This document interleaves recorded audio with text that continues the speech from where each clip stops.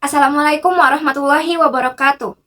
My name is Hikmah Laurent Helmanda with student number 2413042072.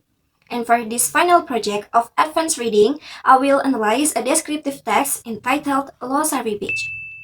I found this text on Script and chose it because it gives a simple but interesting description of one of the most famous tourist attractions in Makassar, South Sulawesi.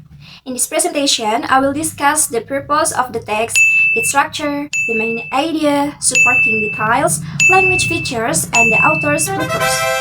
Then, I will analyze the text critically by answering several critical reading questions and share my personal response. Okay, first, let us discuss the purpose of the text. The purpose of this descriptive text is to describe a specific place, namely Glossary Beach. The author gives information about its location, attraction, and accessibility so readers can learn about the place and understand why many people visit it. Next, let's look at the structure of the text. The first paragraph is the identification sections because it introduces Glossary Beach and gives general information about it. The author explains where it is located and mentions that many people know it for its beautiful sunset scenery. The second and the third paragraphs are the description section. In these paragraphs, the author explains more details about the beach, such as its culinary attraction, its nickname the world's longest table, and its location near the center of Makassar. Now, let's move to the main idea. The main idea of the text is that Glossary Beach is a popular tourist destination in Makassar because it offers beautiful scenery, culinary attraction, and easy access for visitors. The author supports this idea with several details. The text mentions the sunset view, the culinary area that was popular among visitors, and the nickname of the place is the world's longest table and the easy access from the harbor and the airport. In terms of language features, the text uses simple present tense because the author describes a place that still exists today. We can see this in sentence such as Glossary Beach is a beautiful beach and many people spend their afternoon and evening times there.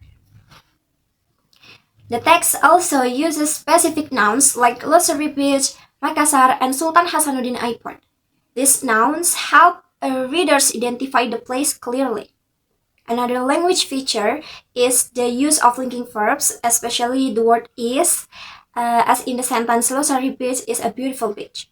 The text also uses some sensory adjectives such as beautiful and radius, and these words help readers imagine the beach and its sunset view. However, I think the adjective in the text could use more sensory adjectives and detailed description. For example, the author could describe the atmosphere, the sea breeze, or the sound of the waves. This would help readers imagine Glossary Beach more clearly and make the text more engaging. Besides the written description, the text also includes a picture of Glossary Beach. The picture helps readers visualize Glossary Beach. However, the image mainly shows one view of the beach, so readers may still need more detailed description in the text to fully imagine the place. As for the author's purpose, I think the author wants to introduce Glossary Beach and explain what makes it special. By describing its scenery, culinary attraction, and location, the author helps readers understand why many people enjoy visiting this place.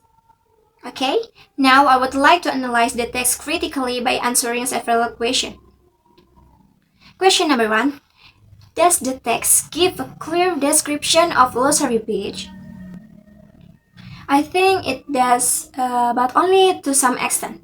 The text explains the location, sunset view, and culinary attractions of Glossary Beach. However, some parts are still quite general, so readers may not fully imagine what the place looks like. Okay, question number 2. Is the text objective or subjective? I think the text contains both of them, objective and subjective information. Facts such as the location and accessibility are objective, while words like beautiful beach and beautiful sunset scenery show the author's personal opinion. Question number 3. What important information is missing from the text? The text doesn't mention facilities, visitor activities, or the current condition of the beach. Adding this information will help readers understand the place better. And the last question is, are the descriptions detailed enough? I think it's not really. The author tells readers that the beach is beautiful, but there are not many sensory details. For example, the text doesn't describe the atmosphere, the sound of the waves, or what visitors usually experience when they are there.